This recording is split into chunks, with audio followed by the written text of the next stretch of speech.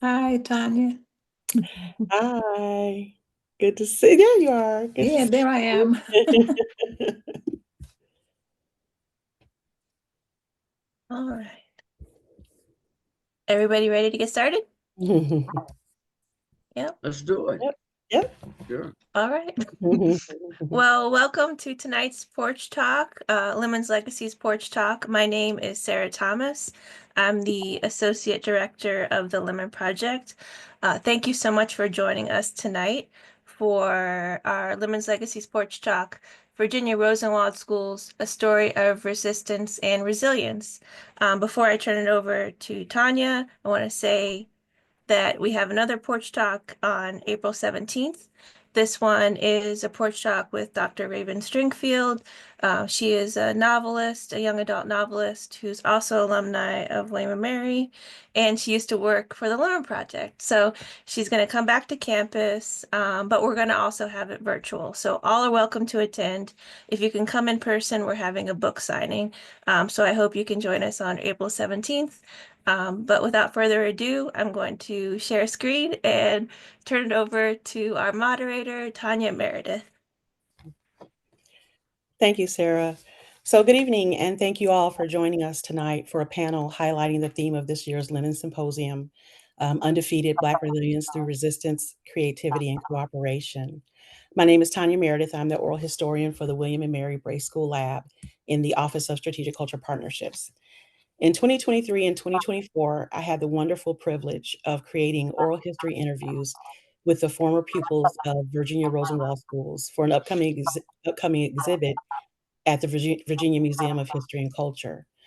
In May of 2024, the Virginia Museum of History and Culture opened the exhibit called A Better Life for Their Children, Julius Rosenwald, Booker T. Washington, and the 4,978 Schools That Changed America, based on the book of the same title. The exhibit features the photography and stories captured by Andrew Filer on his 25,000-mile trek across the South to document Rosenwald schools that were still standing. It also includes artifacts from the former schools and pupils and oral histories of 13 former pupils in Virginia. An excerpt from Filer's book reads, "Born to Jewish immigrants, Julius Rosenwald rose to lead Sears, Roebuck and Company and turn it into the world's largest retailer. Born into slavery, Booker T. Washington became the founding principal of Tuskegee Institute. In 1912, the two men launched an ambitious program to partner with Black communities across the segregated South to build public schools for African American children. This watershed moment in the history of philanthropy drove dramatic improvement in African American educational attainment and fostered the generation who became the leaders and foot soldiers of the civil rights movement. Of the 4,978 Rosenwald schools built between 1912 and 1937 across 15 southern and border states, only about 500 survive. While some have been repurposed and a handful remain active schools, many remain unrestored and at risk of collapse. Joining me tonight are three panelists who are former pupils and/or activists in restoring the Rosenwald schools in their community. Our first guest is Nadine Armstrong. Nadine is a native of Fluvanna County and attended the Westview School in 1954. She is a county historian and is active with one of the remaining schools in her county, the Dunbar School. Nadine's oral history is featured in the exhibit, A Better Life for Their Children. Our next guest is Mr. Michael Scales. He is a native and recently returning resident of Cumberland County, Virginia. Michael attended the Pine Grove School and is active in the preservation and restoration efforts for the school. Michael's oral history is also featured in the A Better Life for Their Children exhibit. Our third guest is Ms. Deborah Billups. She is a native of Gloucester County and currently volunteers with the Woodville Rosenwald Foundation, serving as the lead for the Descendants Community Committee. She also volunteers with the Gloucester Museum Foundation and the Gloucester 250th Committee. Two former pupils of the Bena Hayes School in Gloucester, Marianne Fletcher and Marion Randall, are featured in the VMHC exhibit as well. So I'll begin the discussion with our panelists tonight, and we'll begin with Ms. Nadine Armstrong. Ms. Nadine, could you please tell us about your experience attending the Rosenwald School in your community?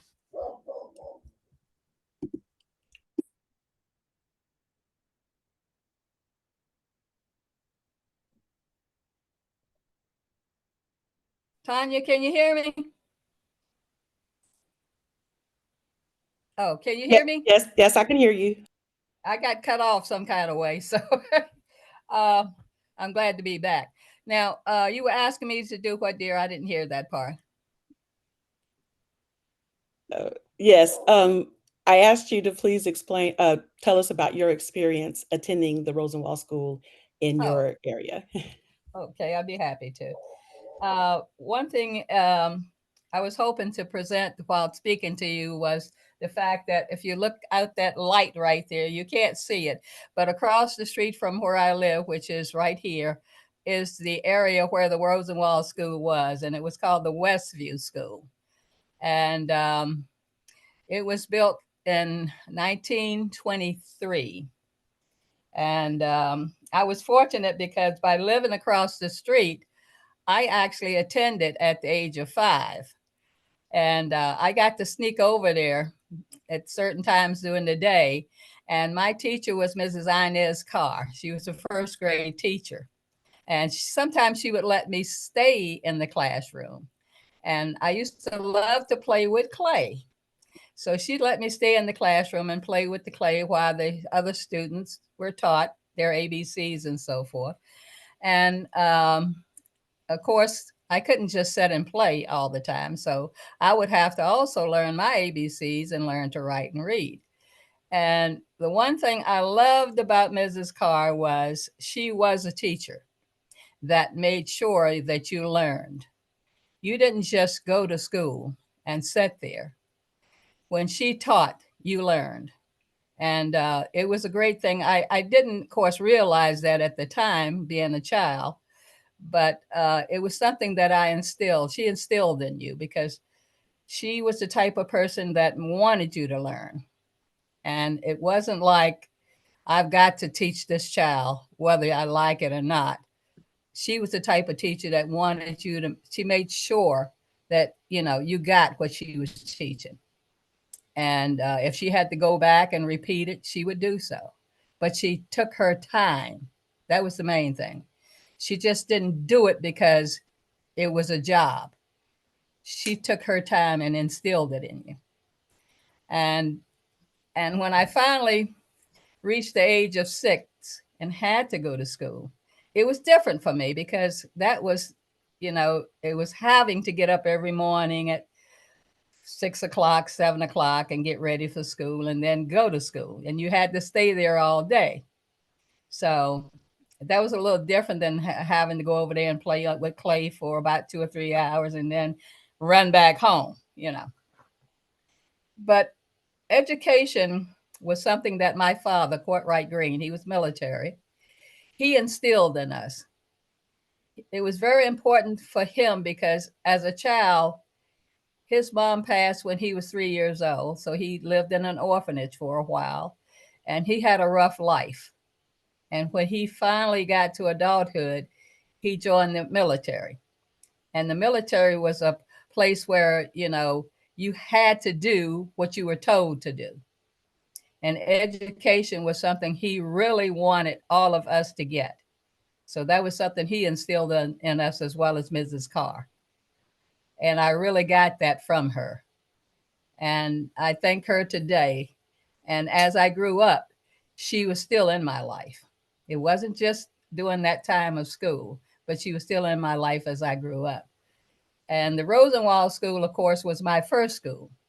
And it was always one of my major schools because to me, that was where I really got my education because it made me realize education was very important. That was the main thing. Education was very important. And if it hadn't been for her, I don't think I would have gotten all of the education that I got out of my life today. She really got to me. And I thank her today, even though she isn't with us today, I thank her today for what I've gotten out of life, dealing with education. Thank you for that. And that is her photo that was on the slide for Miss Nadine's slide for the Dunmore Westview School.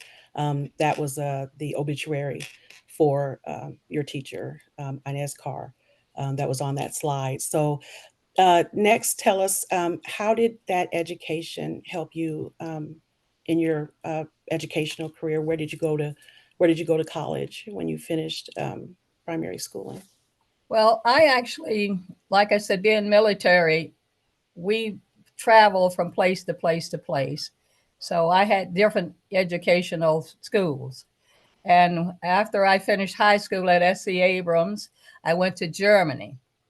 And that's where I graduated from high school. I graduated from Kaiserslautern American High School in Kaiserslautern, Germany. And then I came back to the United States and I attended Smith and Madden Business College in Richmond. And then as I got older, I went to Piedmont, Virginia Community College. And that's where I graduated. And I had police science and administration of justice. And I graduated cum laude.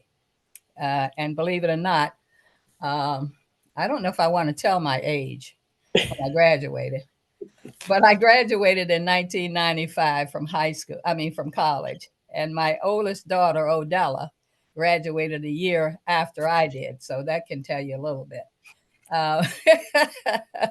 But I claim to be 39 and holding today. So, but education, like I said, was a very important thing for my dad, for us all. And fortunately, of the 6 siblings that survived, I think just about all of us, at least half of us did graduate. All of us graduated from high school. Every last one of us graduated from high school. And half of us graduated from college, at least, had a college education. Okay. So my brothers, all of my brothers but one, military. And I had 4 brothers. And my sister and I, both got our education. We all got that education. So that was very important. I'm sorry, I didn't mean to interrupt you. I'm sorry. And then you hold the distinction in your county, the first Black diver. I am the first Black rescue squad driver. I'm sorry, driver. Driver, yes. I actually I have my rescue squad jersey on now. I don't know if you can see it, but I have that on now. Okay. Yes, I joined the rescue squad back in the early 80s. And I actually only joined because I was working with the Parks and Rec department and a lot of the kids used to get hurt. So I felt like I should learn how to, do some first aid, to help them. And I had this couple named Jack and Donna Feathers who ran the rescue squad. And I don't know how I managed to let them talk me into it, but I did. And I was only doing the training for the Parks and Rec. And somehow or another, they talked me into joining the squad. And they knew the minute they got me on that rescue squad, they had me. And sure enough, they did. And I started driving for the squad, and that was it. I drove for 20, close to 25 years. I'm a lifetime member with the Fluvanna County Rescue Squad now. Thank you. So we know, unfortunately, the Westview School is no longer standing. Right. However, you do support one of the schools that is still standing in your area, the Dunbar School. Yes. Can you tell us the story of how that school came into the possession of the current owner and what she's done with that school in the community? Absolutely. The owners of the school right now, they actually inherited, in a manner of speaking. They were deeded the school some years ago. And Carmen and Stanley Smith are their names. The name of the school is the Dunbar School. And they actually fixed it up. They really remodeled the whole building along with, some of the neighborhood and others that assisted them. And they actually made a historical museum out of it. It's actually a African-American museum now. And they actually have some of the old Rosenwald items in it from different Rosenwald schools. We still have 5 of the Rosenwald schools standing here in Fluvanna. They're still here, but the Dunbar School is the main one that's still operational. And they actually have different programs that they have. Matter of fact, I have a list of them right here. They have a summer program called STEM, which means science, technology, engineering, and math, and it's for children during the summer. That they have that open for the children to come in and participate, so they'll have something to do in the summer. They have an military pictures of all the soldiers, every soldier that lived in Fluvanna County. They have a picture of just about every soldier that lived in Fluvanna County on the walls in there and somewhere in that museum area. And if they don't have it, anyone that have pictures of them, they are welcome to bring them in there and give them to them. They have a line dancing class now going on. So if anyone is interested in doing line dancing, contact them and sign up. I'm thinking about doing it myself. They also have a health fair twice a year where you can go in and get your blood pressure checked, your pulse, your heart rate, stuff like that. And that doesn't cost a thing. It's free to the public. Anyone can go in at any time during that day and get your vitals and things checked. And that's great because, especially the senior citizens, these are things that you can't just get done anytime. And it's right there in one place. And if you can't get there, if you need transportation, all you have to do is contact them. And if, you need it, they'll find someone to come and pick you up and then take you back home. So they've also installed a 1/4 mile trail now, right there at the building. It's not, far from the building. And you can actually walk that anytime. It's open to the public. You can walk that anytime you want. So please take advantage of that. And like I say, Carmen and Stanley, they've done a beautiful job with that. They're still working on it. The schoolhouse had 3 rooms when they first got it, and they've actually extended the building. So, you can go ahead. I'm sorry. Oh, I'm sorry. No, I didn't want to cut you off. But you can actually contact them if you want to rent it. You can use it for special occasions like wedding parties or stuff like that.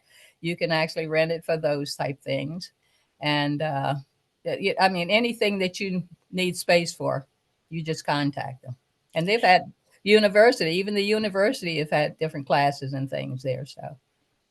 And then there's one story that I wanted to tell before we close for you, and I want to make sure I get this right. So tell me if I'm not telling this story right. But she told me that when she was collecting things, she found out that one of the teachers at the school still had record books in her possession, and she passed, and the family sold the home.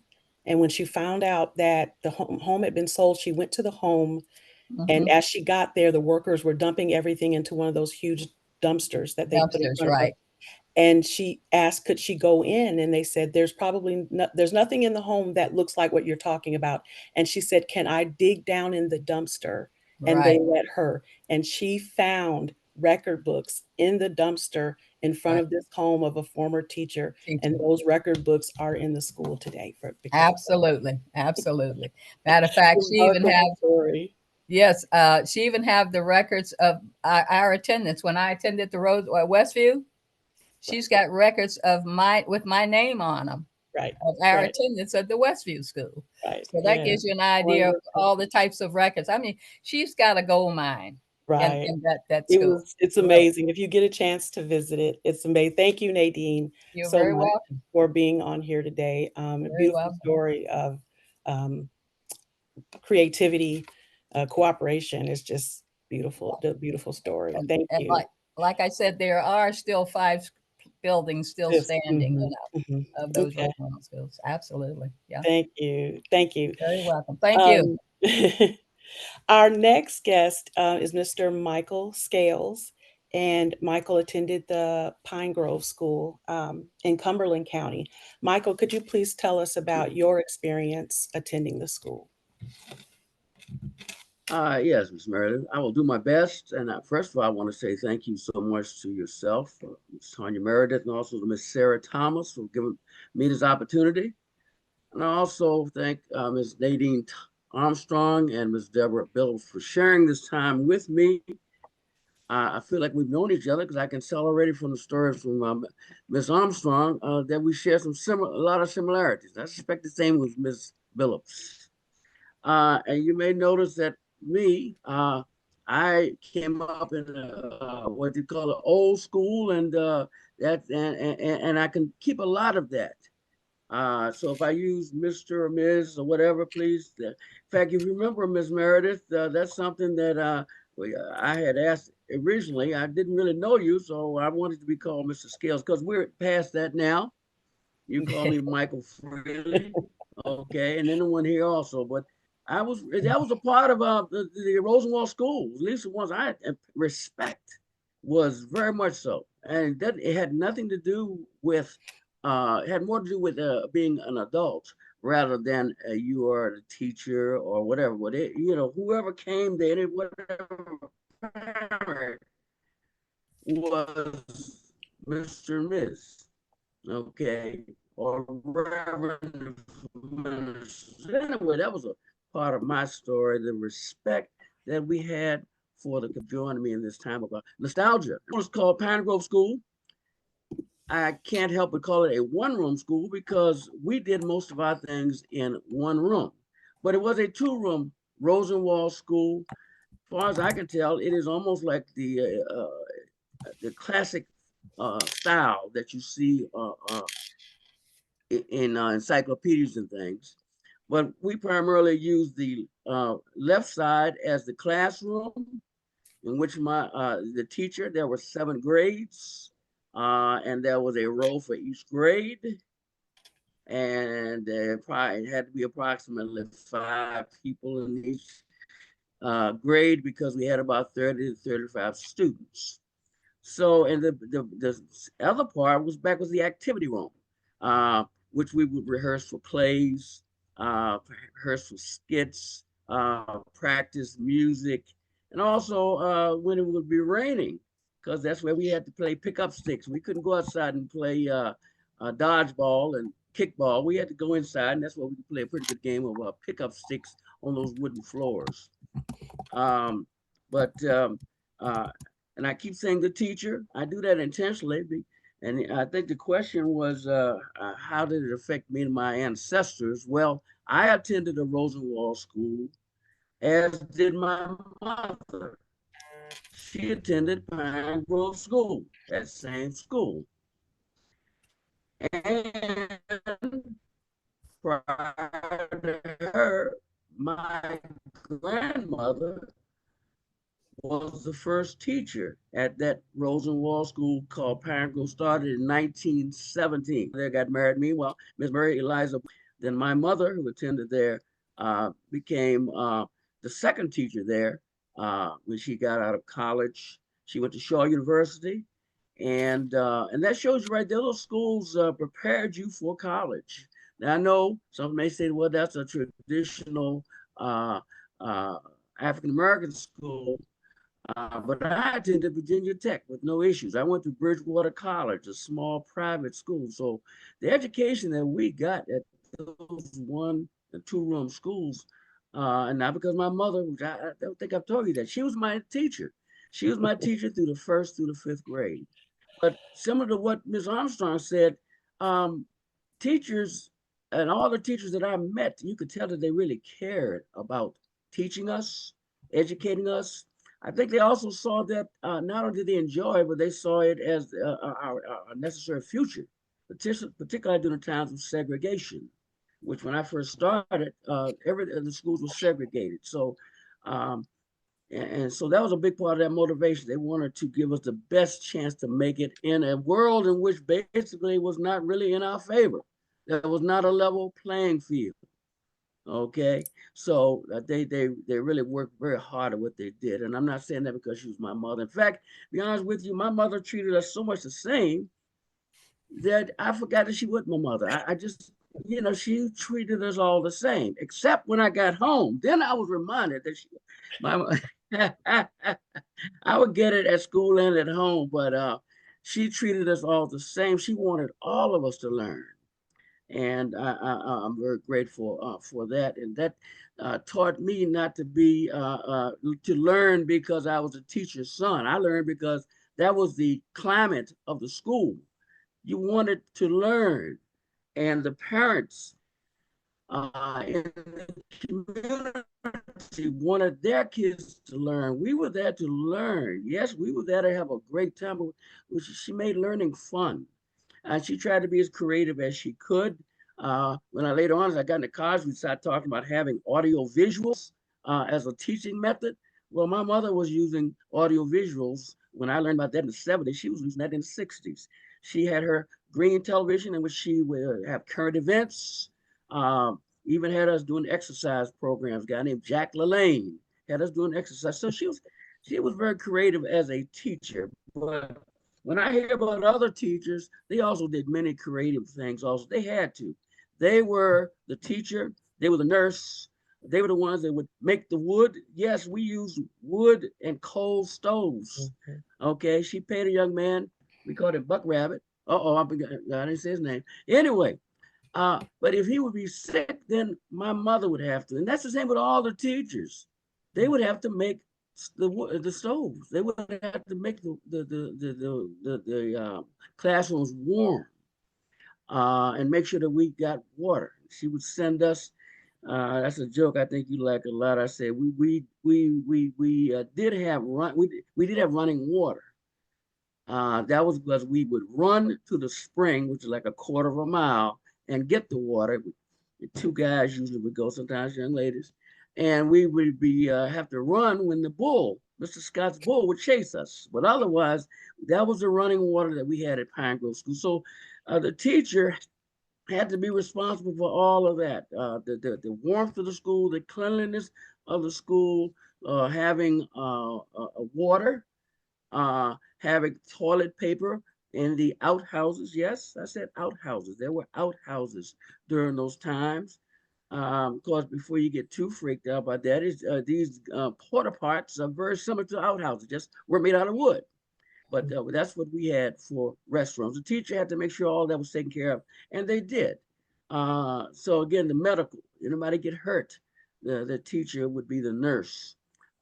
Counselor, anyone having emotional issues at home, the teacher was that. So those schools were amazing, and what they accomplished, and the and we talk about resiliency, and it took a lot of resilience to be the teacher of one of those schools. And I'm not saying that because my mother was. That's what I saw in all the teachers. Yes.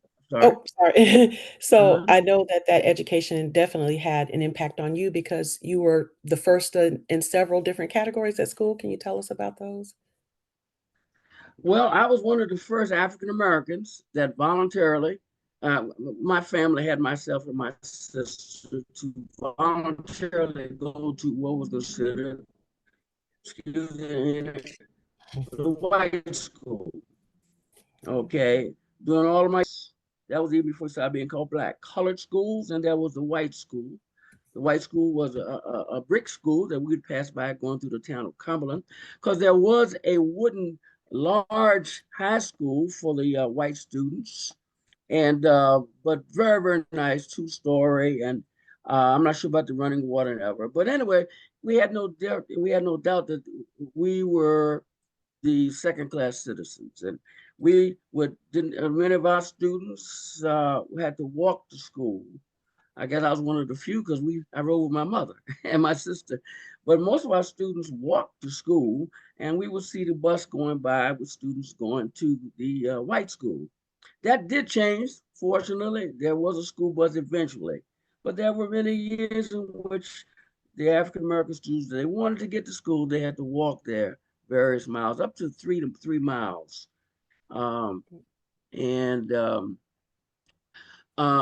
so again, that's resilience, determined to get an education despite having to walk. I know one young man said that his dad was a farmer, so he'd have to get up at 5 o'clock and milk the cows, okay, feed the cows, and then walk 3 miles, and then go back home and do the same thing because the cows had milk twice a day.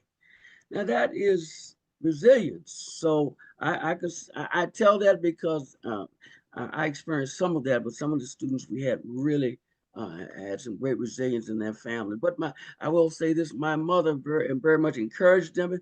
Anything that she could do to help them, to motivate them, to be a guide for them, she did, and my mother was looked to as a hub in the community.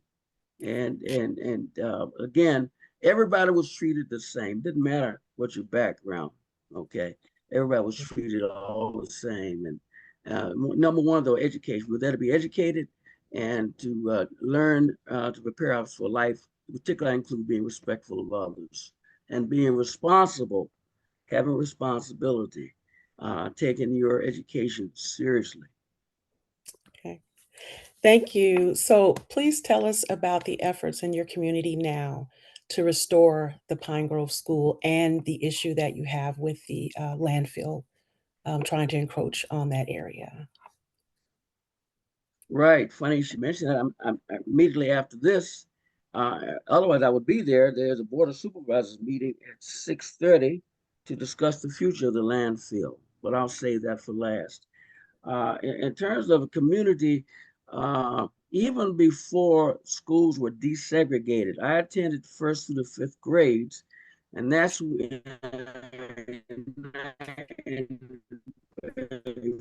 the time of the civil rights in 1964. There was an effort to build not just wooden schools, but brick and mortar schools with electricity and bathrooms.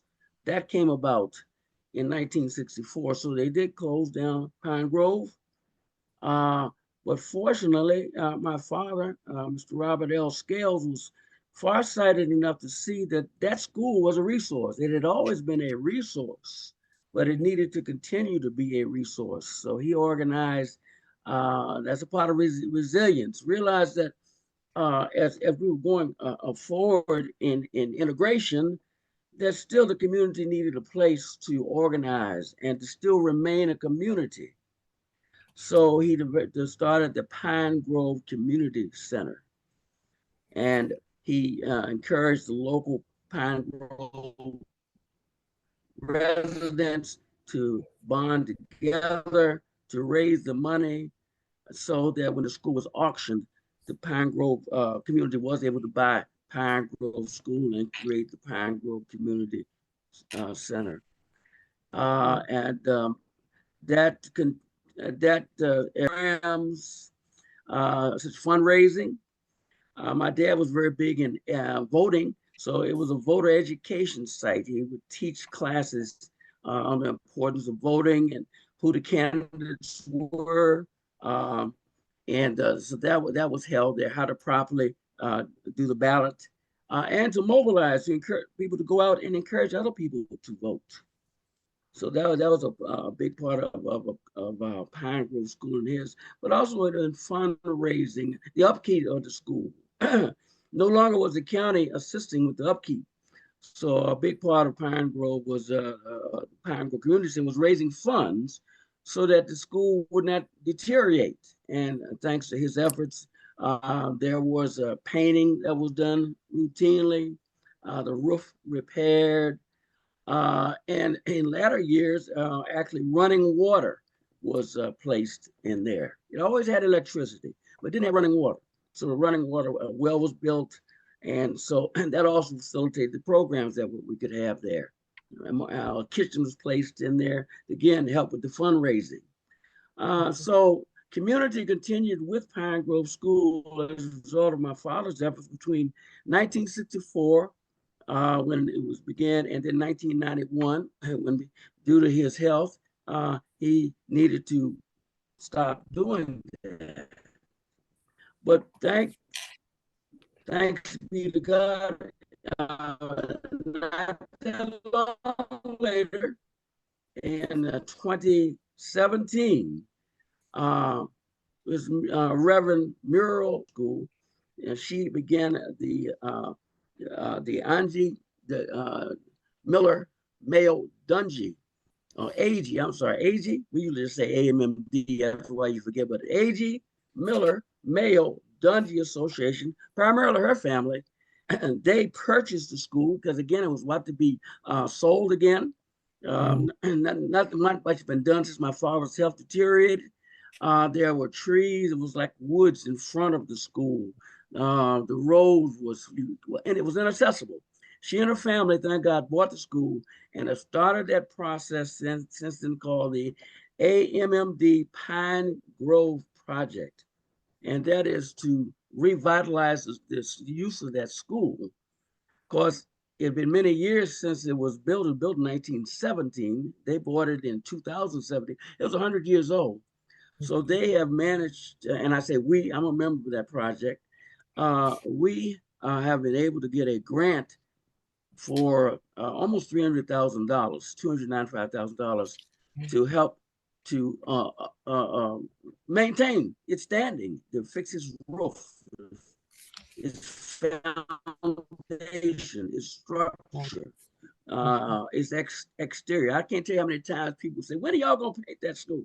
When are y'all that? Well, we couldn't paint it because a few years earlier we were successful in having it approved as a Virginia National Historic Landmark. And I'm saying we actually get most of this goes to Reverend Muriel Miller and her daughter Sonia Miller Branch. Sonia Branch,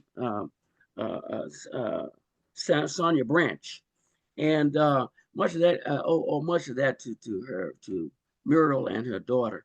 But nevertheless, being a part of it, it became a Virginia National Historic Landmark, and then a historic, and we're now trying to have it become have an historic region, which would make it more difficult for this landfill to actually build in a national historic region. Right now, it's just a building. So that's our efforts now to have that region improved. Meanwhile, going back to the story about the painting, you can't just slap any kind of whitewash or paint on a Virginia or National Historic Site. So we had to wait until we got this money approved, that it was professionally, an architect from University of Virginia did the work, oversaw the work that was done there. So now we have a beautiful white building. I'm not asking, it's beautiful, absolutely what they've done top to bottom, in top to bottom, and we got some work to do on the inside, but it is sturdy, it's strong, it's going to be here for many years to come. Thank the good Lord. And thank you. Thank you so much. Project. I will just add this though. I really, Lee, I've asked, we had worked, basically our God works thing out, had the original Pine Grove Project Community Center not been there between 1964 and 1991, there probably would be much there to be fixing up now. So thank God for what was done with the original Pine Grove Community Center, and absolutely thank God what's continuing now. They have health fairs are planned, a museum, a center for local youth to come and experience what it was like to go to school 100 years ago, and keeping in touch with the few ones of us that are alumni, making sure that checking on their health and seeing how they are in these times. I'm one of the younger ones that went there, but it's not, the time is going by. I'm 71. My brother is only 8 years younger than me. He doesn't know the experience of a one-room school. He never went there. It had changed by that time. So it's not as many of us now as there were, but we're trying to care for the ones of us that do remain. Thank you so much for that. We appreciate your time. Thank you. Our next guest is Miss Deborah Billups. My pleasure. Hi, Deborah, are you there? Hi, I'm here. Oh, okay. Hi. So Deborah, can you please tell us about the experiences of the students that attended the Gloucester schools in your community? Certainly. First of all, thank you, Tanya, for inviting me to be a part of this along with the other panelists. I really appreciate the opportunity. My story is just a bit different from everybody else's because I did not personally attend a Rosenwald school. So I have to live vicariously through those people who did. And some of those people who did include my mother and my aunts. My aunt, Ethel Olivis Blewett, her interview is in the Virginia Museum of History and Culture, along with two others. There are lots of artifacts from the Gloucester Rosenwald schools in that exhibit. In Gloucester, there were 6 of those schools. Rosenwald being one of them, having been built in 1923. It was it's the only remaining school in the county. It received its money like in our case, the Gloucester County, even though Rosenwald had the funds, Gloucester County wasn't too supportive in giving us the money to build those schools. So we were fortunate that Thomas Calhoun Walker, a lawyer, prominent lawyer in the county, went personally to see Julius Rosenwald and asked for the funds to build 6 schools in the county. And he was successful, and he came back and had those schools built. Now, as I talked to and I participated in some of the interviews with some of the students, the stories are pretty much the same as I've heard from Ms. Armstrong and Mr. Scales, that they had to do chores. The school day started early. My aunt talked about having to get her lunch fixed, and she took it to school in a coffee can. They didn't have paper bags, so she took her lunch to school in a coffee can. And lunch, as many of them stated, was leftovers from the night before. They had studies, they had recess, they had all reading, writing, and arithmetic. And one of the things that I found extremely interesting from one of the participants was she was talking about how her teacher had to be able to teach all the subjects. So how multi-talented these people had to be in order to prepare these students across all the disciplines to be able to function.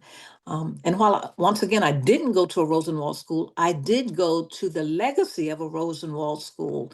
One of the schools in Gloucester was the Gloucester Training School, and it was the first one built. And it was there until 1951. And in that year, they built a brick and mortar school, the Gloucester Training School brick and mortar school.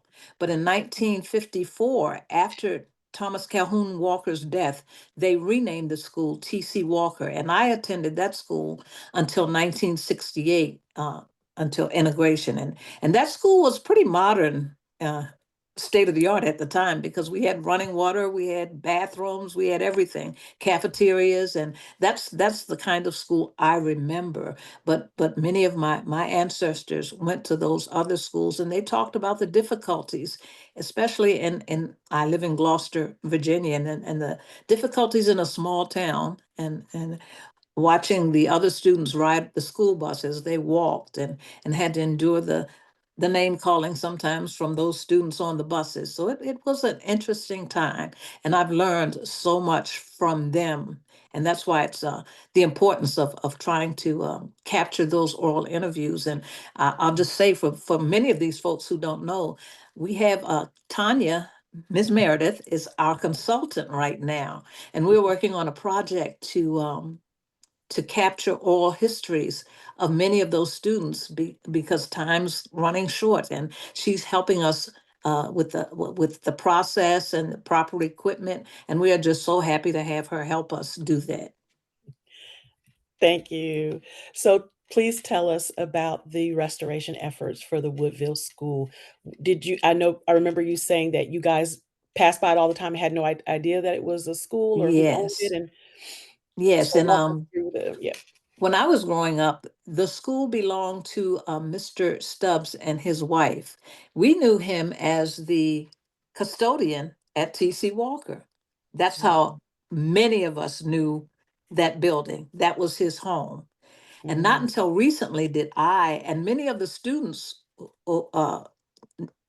who went to these schools find out that these were actually Rosenwald schools. I must say that I just learned about it in the 1920s, probably 1921. So it's been a fascinating journey for me. We talked about the whole timeline of the school is I talked about T.C. Walker in 1919 going to talk to Rosenwald, and he got the plans, and with a majority of funding, not from Mr. Rosenwald, but from the African American community, they were able to build Woodville School. And we're talking Woodville specifically now. Woodville School opened in 1923. And then because of low enrollment in 1939, it was a 2-room school, but by 1939, low enrollment and the consolidation of schools, they decided to close Woodville School. And then in 1940, the school was used for church services by one of the churches in close proximity that had burned down. They were able to use Rosenwald School for their church services. And in 1942, a real estate agent, George Marshall, purchased the property for $450. And in 1943, he sold that property to Mr. James and Edith Stubbs, the ones I talked about. And from 1943 to 2001, that was their residence. So they lived there for 58 years. In 2001, Mr. David Pupils, affiliated with Ferguson Corporation, purchased the property and used it for storage of antiques. And he replaced the roof and did some things to it. And in 2003, the school is placed on the National Register of Historic Places. But by 2012, the Gloucester Economic Development Authority acquired Woodville from Mr. Peebles, and they organized the Woodville Rosenwald School Foundation, which is what we operate under now. In 2019, the foundation purchased Woodville from the EDA for $50,000. And from 2020 to 2023, the restoration process began. And in 2024, which was last year, February, we had our grand opening. And we were so blessed to, with contributions in time and money from the community, we've been able to restore the building to the beautiful edifice it is now, that's used for community events. We have tours. We have uh, school children coming in. Lots of folks use it for meetings. So it's getting a lot of usage, and we are so grateful. And it is the only one of the Rosenwald schools still remaining in the county, and we are so grateful to have it. And we are the descendants community. We're planning, we've done certain things there. We've had a fair, and we've had the school had a Black History Month program from our education committee this year, standing room only. So we've been doing a lot of things, and we're grateful for the property. Thank you. Thank you for that information. It is beautiful. If you are able to get out to Gloucester and go by and see that restored school, it really is beautiful. The artifacts also, some of them came from Bethel Baptist in Gloucester as well. Is that correct? Yes, yes. Well, Dr. Colleen Betty, who did her dissertation on school African American schools in the county, and all the schools really, but she did a focus on African American schools in the county. She did an architectural dig at the school before it was opened, and she found all these artifacts. And she also did one at Bethel, so she found all these artifacts, many of which we have in the school today, buttons and all kinds of things that the students would have had back when the school was open. So some of those artifacts are in the Virginia Museum of History and Culture, but there are many there, and also at the Bethel Baptist Church, which is in close proximity to where the Bethel School was. There are artifacts there also. So yes, we've been very fortunate to have a lot of that also. Okay. Thank you for that. So we have, thank you, Deborah. So we have a couple of minutes for questions, but before we begin that, I did want to read an excerpt from Andrew Filer's book.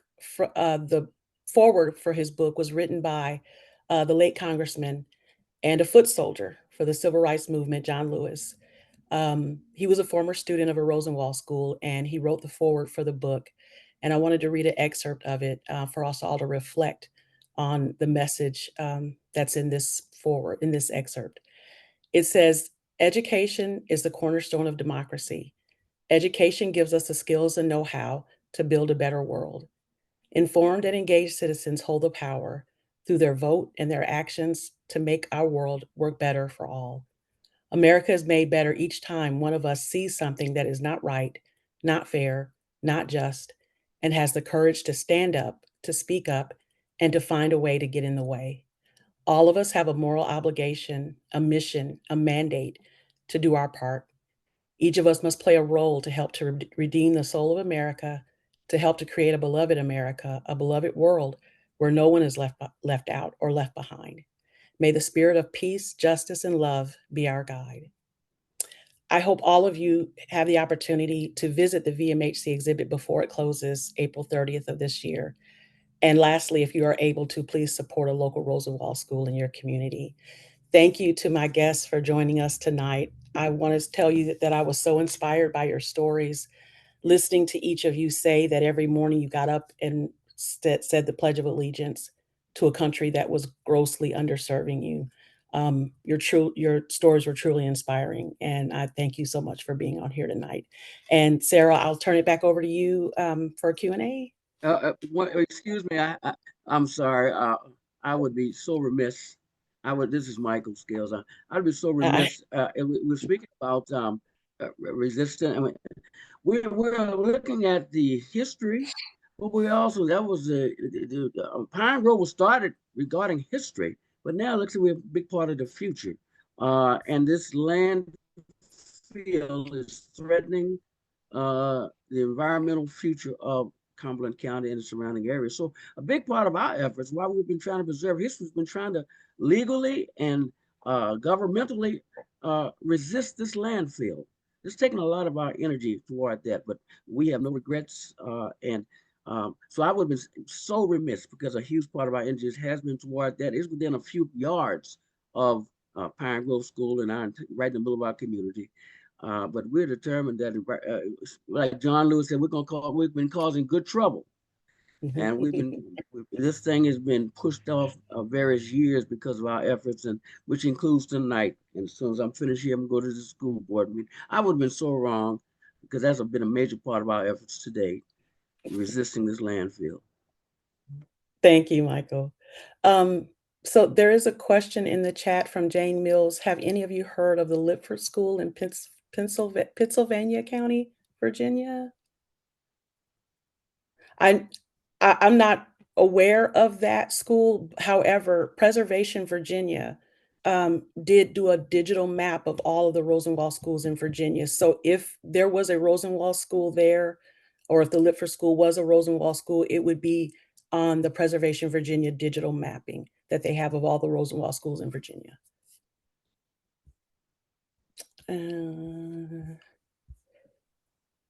We have Ms. Phyllis Lee said, Mr. Scale, thank you. Thanks for sharing.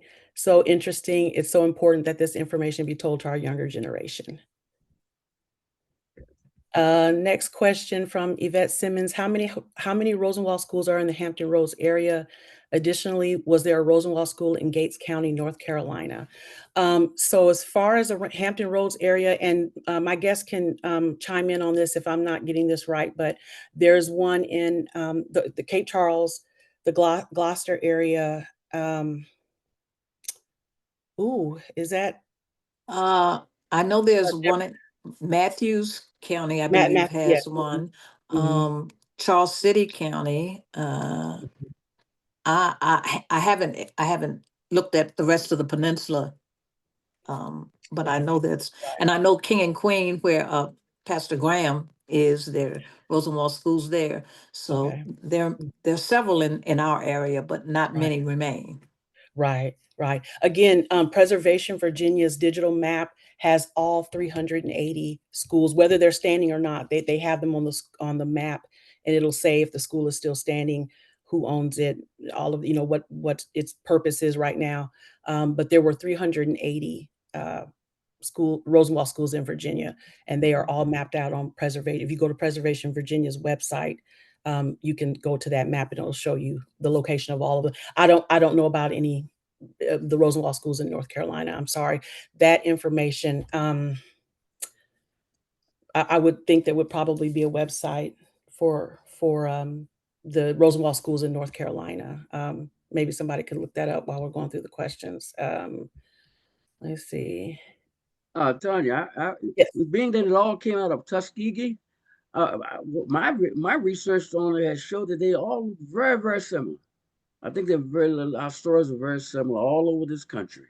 Yes, and millions of people owe that to Booker T. Washington and to Julius Rosenwald. But they're very similar design and stories. Thank God. There would be no education for millions of African Americans were not for those two. That's right.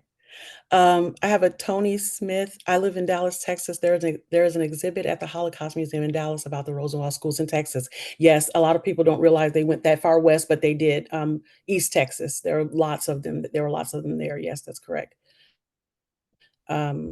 I will check Tanya, the website. yeah. Okay. Yep, go ahead, Deborah. Okay, I was just gonna say, I am looking at the North Carolina, and they do have a website with Rosenwald schools in North Carolina. Okay. So, it's, what's the name of the website? hpo.nc.gov. Okay. Yvette, if you're still on the call, yes, there is a website dedicated for the Rosenwald schools in North Carolina, if you wanted to see if there was one in Gates County.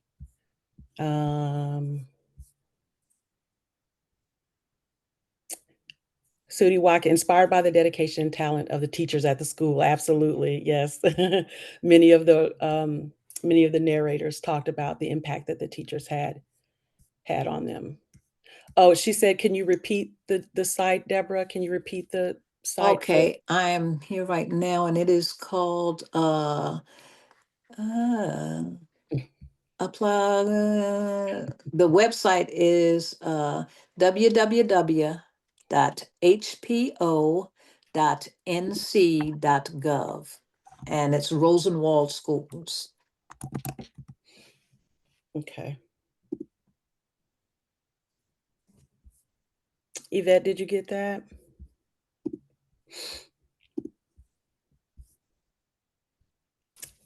Hopefully she'll, uh-oh. Did you get Oh, it? Sarah put it in the, okay, yep. Okay.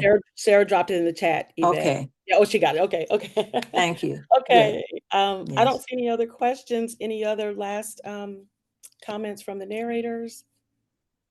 I just want to say that once again, while I didn't attend a Rosenwald school, I did attend the legacy of a Rosenwald school, T.C. Walker School, and I attended it until segregation, integration in 1968. 1968, 69 was the first year of integration in Gloucester County. And the teachers at T.C. Walker were so instrumental in preparing us, not only for what we were going to face when integration came, but how to handle ourselves and how to deal with it, and how we were just as prepared as they were when it came to school. I excelled at because of what those teachers took time to teach me in those schools. So I'm so grateful for not just Rosenwald schools, but all the minority schools, the Black schools across the South that educated a whole generation such as myself. Yeah, they did. Thank you. Okay. Okay. Thank you all. Thank you to my three guests for coming and sharing your stories.